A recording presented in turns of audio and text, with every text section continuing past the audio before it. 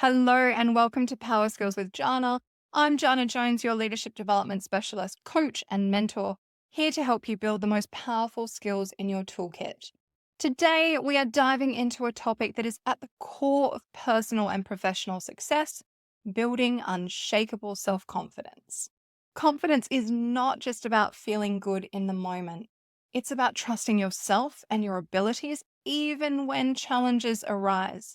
It is the foundation upon which effective leadership is built and also a key driver for success in every aspect of life. In this episode, we will explore what self confidence truly means, why it's so important, and how you can cultivate it, regardless of where you're starting from. Whether you're looking to enhance your leadership presence, improve your communication, or simply feel more empowered in your day to day life, this episode is for you. Let's start by defining what self confidence is and what it isn't. Self confidence is, of course, a belief in your ability to succeed, to handle the challenges that life is bound to throw at you, and trust your decisions. It is not arrogance or cockiness or thinking that you're better than others. Rather, it's much more of a quiet assurance in your capabilities and your value. Self confidence is crucial for several reasons. Firstly, resilience. It can help you to bounce back from setbacks because you trust your ability to overcome obstacles. And decision making, because confident people trust themselves. They make better decisions more easily without constantly second guessing themselves. And in leadership, leaders with self confidence, they inspire trust and respect from their teams, thereby creating a more positive environment where others can also thrive. But here's the thing: contrary to popular belief, self confidence does not come from a place of perfection or knowing everything. I'm going to say that again. Self confidence does not come from a place of perfection or knowing everything. It comes from truly embracing who you are, where you are, knowing that all experiences, whether good or tricky, will help you to learn and grow, and then continually pushing yourself outside of your comfort zone. Whenever I talk about self confidence and I ask the room, what does it feel like? The word comfortable inevitably comes up, but it's usually the opposite. Confidence more often comes from a place beyond our comfort zone. Let's start by considering the barriers, because when we're building self confidence, it isn't always easy. So I think it's important to talk about some of the common challenges and how we might overcome them, because if you are feeling stuck or if this topic makes you feel deeply uncomfortable, it is always better to start by acknowledging the barrier so that we can work on that first. Imposter syndrome might be one. I really dislike this term because a syndrome makes it seem like an insurmountable diagnosis. So I much prefer to consider it as feeling and therefore prefer to call it feelings of imposterism. Imposter syndrome, however, is quite colloquial, so perhaps that's what you know it as: the feeling that you are not as competent as others. That can actually do some serious damage to your confidence thinking that way. In my experience in coaching senior executives, it is often the most successful people who experience this, those that are challenging the status quo. They're stepping outside of their comfort zone and taking calculated risks. So, of course, they're going to question their competence. But when it gets to the point of being unhelpful, it is important to recognize it for what it is: a very temporary feeling and not at all a reflection of your true abilities. We can challenge those feelings of imposterism by focusing instead on the facts, reminding yourself of your accomplishments, your skills, and your hard work that you've put in to get where you are. Playing the comparison game is also a trap, and honestly, comparing yourself to others is such a waste of time and can brutally slash your confidence as well. You are a unique individual, right? Well, so are the people that you're comparing yourself to. There is also no single linear pathway to the same outcome in life either. So, of course, everyone's journey is unique. And honestly, what you see on the surface is rarely the full story, especially if the surface that you're seeing is an online presence. Focusing instead on your own progress, your journey, and your growth, that is the key. Celebrate your achievements. as the incredible effort and accomplishment that they are for you without downgrading them in comparison of others.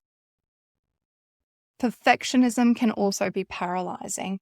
I would have told you a few years ago, and actually my leader would have too, that I could be such a perfectionist. And I don't think I ever let it get in the way of progress, but I also had to be done enough and feel confident enough to put something out there.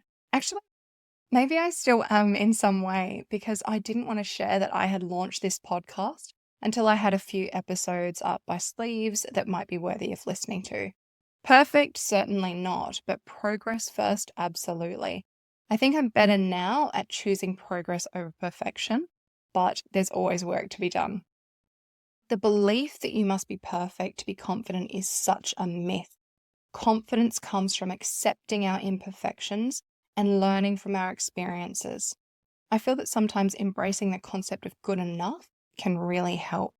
I loved hearing the TED Talk, if you haven't heard it, from Carol Dweck on the power of not yet, and that sense of good enough and the opportunity that that offers for us to drive forward and to take on the next challenge and to do and be more.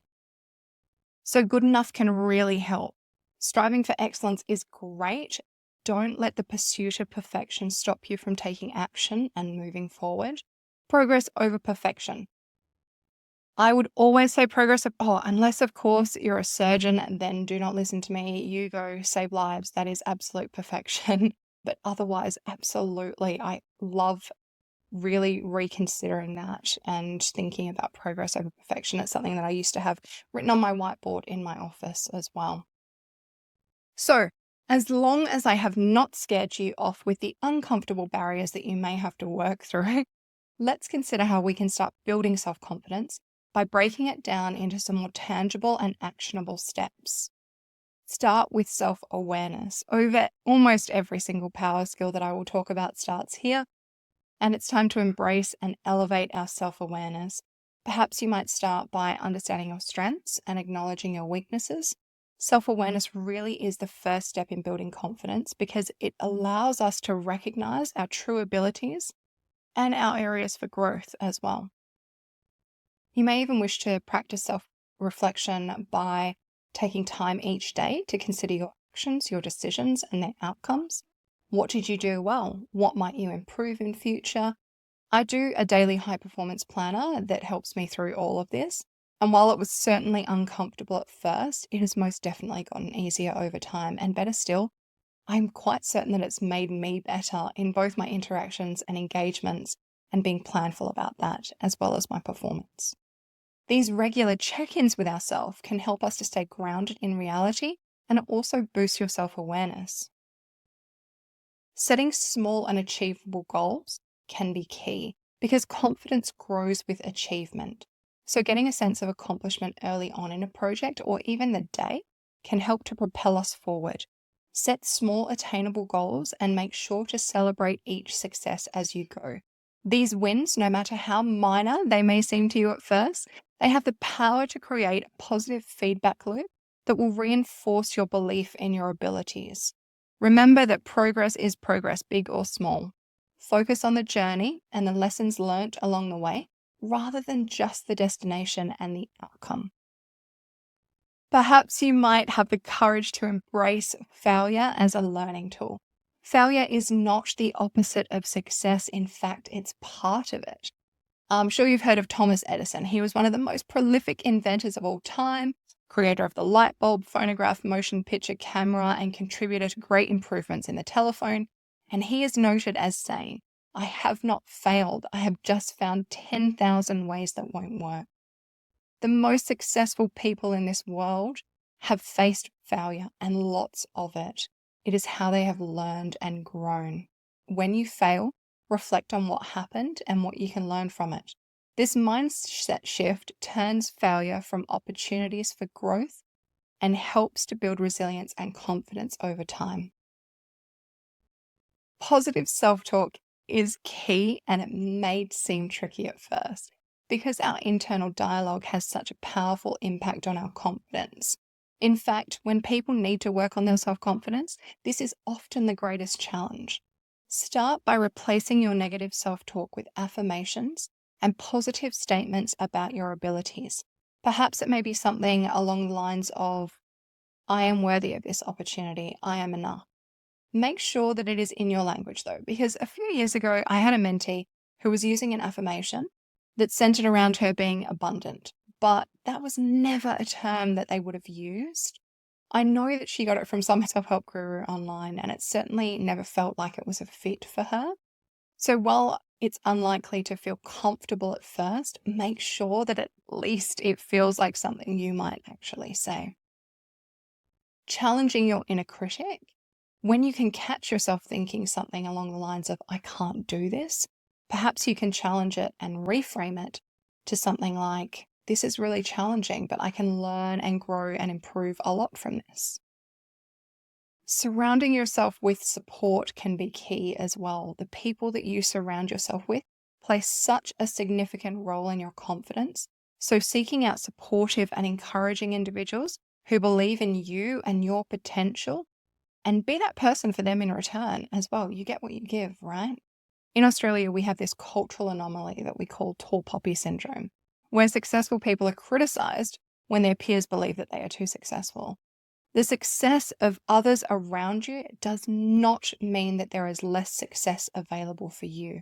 As a goal getter, you should be absolutely surrounding yourself with those people who talk about their goals, dreams, and ambitions rather than getting caught up in complaints and gossip about others. It is so important to build a network of mentors, peers, and friends who provide constructive feedback, offer guidance, and celebrate your successes with you. Now, building self-confidence is one thing, but putting it into practice and actioning those opportunities is most certainly another. So let's consider how you can start applying your newfound confidence in real life situations. Speak up. In meetings, social situations, or even one-on-one conversations, perhaps you might start to practice speaking up, actively contributing and sharing your thoughts. Your voice matters, and the more you use it, the more confident you will become. If speaking up feels a little bit intimidating, it is okay to start small. Begin by contributing one idea or asking one question in each meeting, and gradually you'll build the confidence to share more over time. I love to think of LinkedIn as networking or speaking up for introverts because I have a lot of mentees who will share their thoughts and opinions on an article or something through LinkedIn, and that helps them to build engagement, get encouragement, and start to build their confidence. So perhaps that might be an opportunity for you if you'd like to start small. Take risks because confidence grows when you step outside of your comfort zone. And taking calculated risks, whether that is taking on an improvement project at work, pursuing a new hobby, starting a conversation with someone new, growth really does happen outside of your comfort zone. So the more you push yourself in new or different opportunities you take on, whether they're in different areas of your life, the more your confidence will start to expand as well. Practice gratitude and celebrate success. Regularly taking the time to acknowledge your achievements, both big and small, is the key. Gratitude shifts your focus to the positive aspects, especially where it was a tricky or challenging opportunity. This will help to reinforce your belief in your abilities. While celebrating your successes, whether that's treating yourself to something special or simply taking the moment to reflect on your progress, acknowledging your wins and boosting your confidence, that may support you with the motivation to propel yourself forward into what is now possible for you. Now, building self-confidence is not something you can just add to your to-do list, mark it off as job done, and perhaps something to consider as more of a lifelong journey, but an incredibly worthwhile one. So with each step, you will find yourself becoming more self-assured, more resilient, and ready to tackle whatever challenges come your way. It has been my absolute pleasure to connect with you today on Power Skills with Janna. If you've enjoyed this episode, don't forget to subscribe for more insights or skill building that truly matters.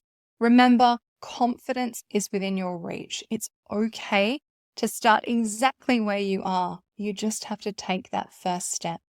As always, I would love to hear your thoughts on today's episode.